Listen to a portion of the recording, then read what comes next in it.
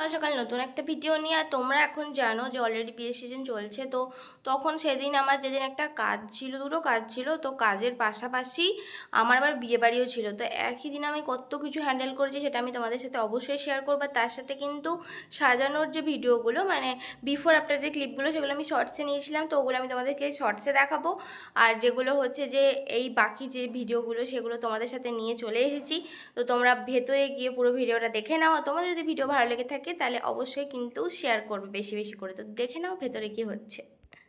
তো এই ছিল হচ্ছে সেই মিষ্টি মেধুতি যাদেরকে আমি সেদিন সাজাতে গেছিলাম। ওরা কিন্তু খুবই ভালো, আর মানে সত্যি বলার কোনো ভাষা নেই। কেন এত ঠান্ডা আর এত মানে আমার উপর বিশ্বাস করে পুরোটা মেকআপ করেছে। কারণ নিউ জেনারেশন তো বুঝতেই পারছো, অনেক খুঁতখুঁতানি থাকে, কিন্তু ওদের মধ্যে ওরকম কোনো ব্যাপারই ছিল না। তারপর কিন্তু আমি নিজে সাজুগুজু করে বিয়েবাড়ি চলে গেছিলাম। তোমরা দেখে নিলে আমার বিয়েবাড়ির লুকটা। আর এখানে আমরা যখন গেছি তখন বরযাত্রী ঢুকছে, এরকম একটা অবস্থাতে আমরা গেছি। তো দাঁড়িয়ে দাঁড়িয়ে আমরা বাজি ফাটানো দেখছিলাম, কারণ সাজাতে গিয়ে অলরেডি লেট হয়ে গেছে। তারপর বাড়ি আসার পরে একটুখানি রেডি হলাম, আমিও একটু টাচ আপ নিলাম, দিদিভাইকেও টাচ আপ দিলাম, মাকেও দিলাম। তো আমরা তিনজনে মিলে বেরিয়ে পড়লাম। তো এই ছিল আজকে আমাদের বিয়ে বাড়ি। এবার ওখান থেকে আমাদের প্রচণ্ড জোরে খিদে পেয়ে গেছিলো, যে কারণে আমার একদমই ভালো লাগছিলো না। আমি চলে গেছিলাম ফুচকা টুসতে। তো আমি ওখানে গিয়ে ফুচকা খেয়ে নিয়েছি। আর এখানে ছিল পকোড়া। তো আমার পকোড়া খেতে আর ইচ্ছা করছিলো না, আমার ফুচকা খেতেই বেশি ভালো লাগে।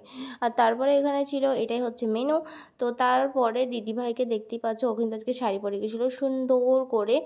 আর এখানে ছিল মটরশুঁটির কচুরি, আর তার সাথে আমি নিয়ে নিয়েছিলাম এক গাড়া স্যালাড, কারণ স্যালাড ছাড়া আমি একদমই খেতে পারি না। আর পরের দিনই কিন্তু ছিল আমাদের বাড়িতে হচ্ছে একটা জমজমাট পিকনিক।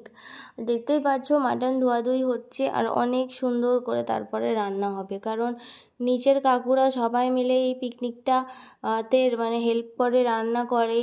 আর বাবা তো দেখতে পাচ্ছ, বাবা ছিল, নিচের কাকুরা ছিল, সবাই মিলে আয়োজন করে এটা হয়েছে। অ্যাকচুয়ালি বাবা বলে যে মাঝে মাঝে পিকনিকে এরকম মানে পিকনিক হলে বা করালে সবারই মন ভালো থাকে। কারণ কাকুরাও সারা মাস ধরে কাজ করে, অনেক খাটাখাটনি করতে হয়। তো সেই কারণেই সবার আনন্দের জন্যই বাবা এই পিকনিকটার আয়োজন করে। আর কাকুরাও তো খুবই ভালো রান্না করে, মানে প্রত্যেকবারই খুবই সুন্দর সুন্দর রান্না করে, মানে যতবারই রান্না করেছে মানে কোনো বড় রাঁধুনিকেও ফেল করিয়ে দেবে। আর এখানে হচ্ছিল এখন মাটন করার প্রসেস, দেখতে পাচ্ছ বাবাও কিন্তু লেগে পড়েছে হেল্প করতে। আর আমার মাটন খেতে স্পেশালি খুব একটা ভালো লাগে না, কিন্তু বাড়িতে যখন মা সিম্পল ঝোল করে, বা এই যে বাবা যখন এই যে মানে আজকে যে রান্নাটা হচ্ছে এইটা গরম গরম পুরো দিয়েছিল, তো মানে সেইটা খাওয়ার পরে মানে একটা দারুণ লাগছিলো। তোমরা দেখতেই পাচ্ছ এখানে ধোয়া বেরোচ্ছে, এটার সাথে পেঁয়াজ আলু পোস্তও ছিল। এখন কথা বলতে বলতে আমার মুখে জল চলে আসছে। আর তার সাথে কিন্তু মা একটু চাটনি করে রেখেছিলো, সেটা দিয়ে কিন্তু ডিনারটা সেরে নিয়েছি। আর পরের দিনে কিন্তু চলে গেছিলাম মন্টু বস্ত্রালয়ে। আর এখানে আমি দিদিভাইকে বলছিলাম যে তুই ফর্সা হয়ে গেছিস আর আমি কালো হয়ে গেছি। আর এই শাড়িগুলো ঝিকিমিকি চম্পা চিকিগুলো দেখাচ্ছিলো, কিন্তু এটা অতটাও ভালো লাগছিলো না। তো দেখতেই পাচ্ছ, তো চমকা চিকিকে ছেড়ে দিয়ে আমরা কিন্তু অন্য দুটো শাড়ি নিয়েছি, যেই শাড়িটা কিন্তু আমি তোমাদেরকে পরে দেখাবো। তো তারপর ওখান থেকে অনেক কষ্টে দিদিভাইয়ের হাতে পায়ে ধরে চলে গেছিলাম মোমো খেতে, কারণ মোমো আমাকে কেউ খাওয়াতে চায় না, আমি মোটা হয়ে যাচ্ছি বলে। আর এখানে গিয়ে 2 প্লেট মোমো নিয়ে নিয়েছি। আর মোমোর পাশেই দেখি দুটো কাকু চেঁচামেচি করছে, 10 টাকা 1 কেজি টমেটো, 10 টাকা 1 কেজি টমেটো। এ একবার 10 টাকা বলছে, ও একবার বলছে, তাই ওখান থেকে টমেটো আর কাঁচা লঙ্কা কিনে নিয়েছি। মা ওখান থেকে দিদিভাইকে আনতে দিয়ে দিয়েছিল নান আর আলুর দম। আর মা কিন্তু বলেছে আজকেই হচ্ছে যে লাস্ট দিন যেদিন মা আমাকে এই ভালো মন্দ খেতে দেবে।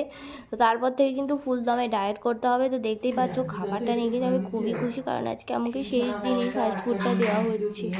তো তারপরে কিন্তু আরও মনটা শান্তি হয়ে গেল যে একটা গরম গরম আইসক্রিম খেয়ে, কারণ আইসক্রিমটা খেতে তো আমার খুবই বেশি ভালো লাগে। আর তোমরা কারা কারা শীতে আইসক্রিম খেতে পছন্দ তারা করো, তারা অবশ্যই জানিও। দেখতেই পাচ্ছ আইসক্রিম খাওয়ার পরে আমার অবস্থা খুবই করুন, কিন্তু আইসক্রিমটা খাওয়া বন্ধ করা যাবে না, কারণ ঝাঁঝা কাঁচা খাওয়ার পরে না একটু দেখবে কিছু ঠান্ডা বা মিষ্টি কিছু খেতে ইচ্ছা করে, যেটা হচ্ছে মোটা হওয়ার লক্ষণ। আর সেটার দিকে আমি সবসময় এগিয়ে যাই, আর আমি আমার মায়ের কাছে ঝাড়ুন খাই। আর তারপরে আমি আবার ঠিক করেছি যে আমি রোগা হবই, তো সেই জন্য আমি এখন ফুলদমে ডায়েট করব। কিছুদিন আমি শাক পাতা খাওয়ার চেষ্টা করব। ডায়েট করে করতে পারছো না সেটা কিন্তু অবশ্যই আমাকে জানিও। আর তোমাদের যদি আমার ভিডিও ভালো লেগে থাকে তাহলে অবশ্যই লাইক শেয়ার অ্যান্ড সাবস্ক্রাইব করতে ভুলো না। আর তোমাদেরকে তো বলেইছি, যদি মনে হয় যে কোনো চেঞ্জেস আনা দরকার আমার ভিডিওতে, সেটাও তো তোমরা কমেন্ট করে আমাকে জানিও। আর আমার পাশে থেকো। টাটা।